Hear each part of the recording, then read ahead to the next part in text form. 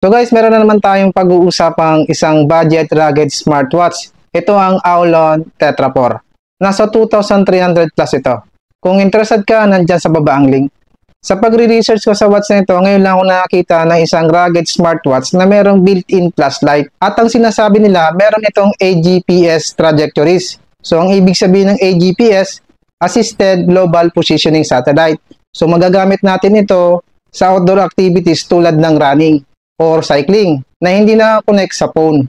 Pero pag tinitingnan ko yung box nito, walang nakalagay na AGPS dito sa specs na. So para makasiguro ako, susubukan natin to sa takbo. So bago natin i-unbox muna natin to. So yung box na guys ay parang kamukha lang ng Aulon Navi R2. So meron itong 1.43 AMOLED Retina display. Tingnan natin yung sa likod. Yung screen resolution niya ay 466 by 466 pixel. Battery capacity niya ay 350 mAh. Yung weight niya ay 52 grams. Bluetooth 5.2. Usage time 7 to 10 days. Waterproof grade IP68. So dito makikita pa natin yung Sauwe algorithm, super battery life, heart rate monitor, multi-sport mode, compass, sleep monitoring, power lock. So, buksan na natin to guys. So, unang bukas natin, manual, yung nakalagay, at yung kanyang watch. Kasama siyang screen protector. Tsaka yung kanyang charger. So, tingnan natin guys yung kanyang watch. So, dito nakalagay sa gilid yung brand na Aulon. Tapos may dalawa siyang button.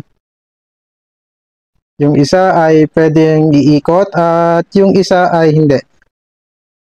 Tapos, ito yung kanyang built-in flashlight.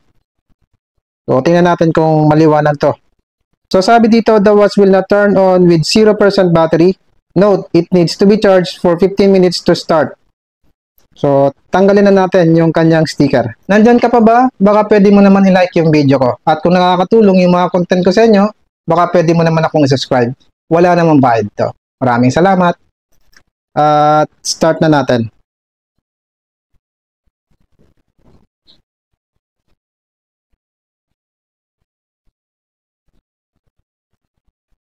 So, nag-vibrate siya. So, ito guys ay na-setup ko na sa kanyang app. Pag open ng watch na to, ang kanyang makikitang watch face ay yung katulad dun sa Navi R2. Pero may mga naka-installed na ritong mga watch faces. So, palitan natin para hindi siya mukhang Navi R2. So, ito yung nagustuhan ko. Ayan.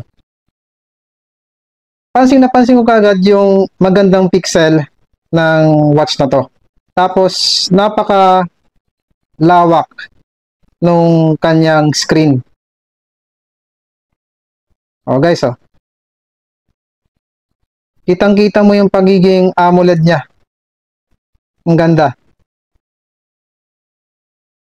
So, may iba pang mga watch faces. Ayan. Okay din to.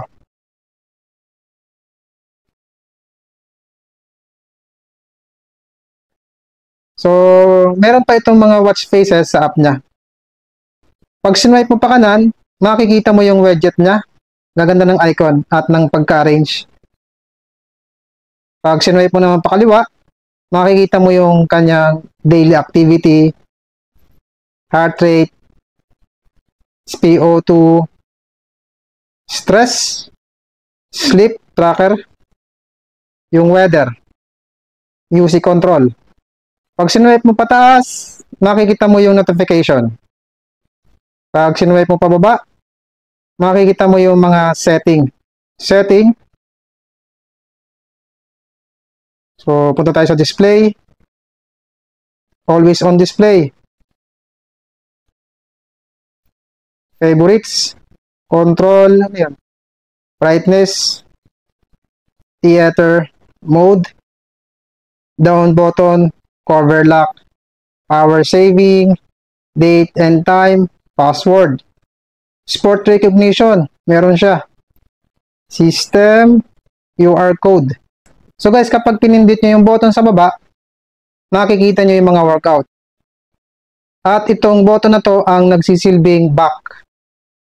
Kapag pinindot naman to,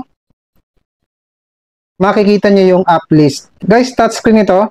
Tapos gumagana kapag pinapaikot mo tong button. So tingnan naman natin ang mga features ng app nito. Daily activity. Nandito ang calories, distance, steps, today's steps, goal, steps this week, call, contact, colleagues, dial, SOS, heart rate, resting heart rate, average. May napansin ako sa heart rate nito dito sa lead kasi sa lahat ng nagamit kong Aulon, siya lang yung may pinakamaraming leads. Workout. So nandito ang outdoor run, outdoor walk, indoor run, outdoor cycle, spinning, full swim. Nakakatuwa naman yung animation ng full swimming. Oh. Open water, triathlons. So guys, meron itong 100 plus sport modes. SpO2. Uy, blood pressure. Meron siyang systolic and diastolic. Ayos to. Sleep.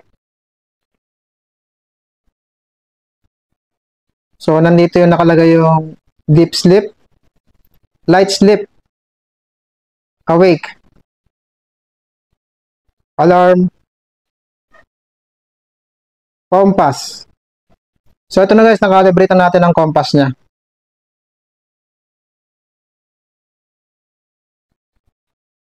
Weather. Ayan, pang isang lingguhan. Workout records.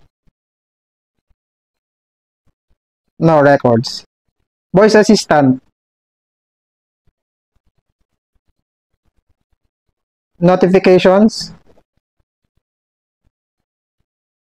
Music control. Stopwatch. Timer.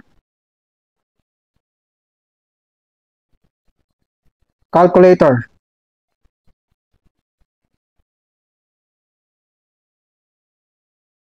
Torch.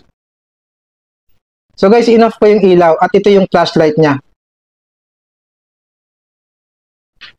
Ayan. Maliwanag siya, no guys? Find phone.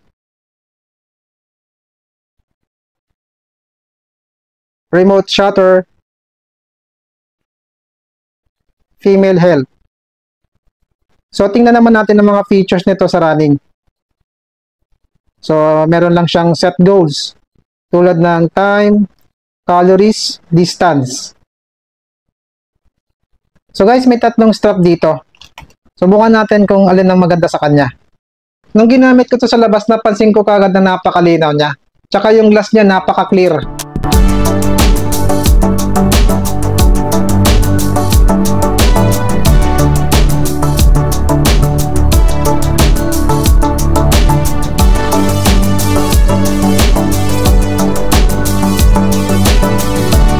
Nung sinubukan ko siyang i-connect sa GPS satellite, nagtataka ko, ba't ang tagal niyang connect sa GPS satellite? Nung nainip ako, pinindot ko na yung start at meron ako nakitang kailangan pa natin pala itong i-connect sa phone para connect sa GPS satellite. So huwag ka malilito dun sa nakalagay na AGPS trajectories. So guys, kung meron akong hindi nabanggit tungkol sa watch na to, i-comment nyo lang at sasagutin ko ito. Maraming salamat sa panonood and run safe!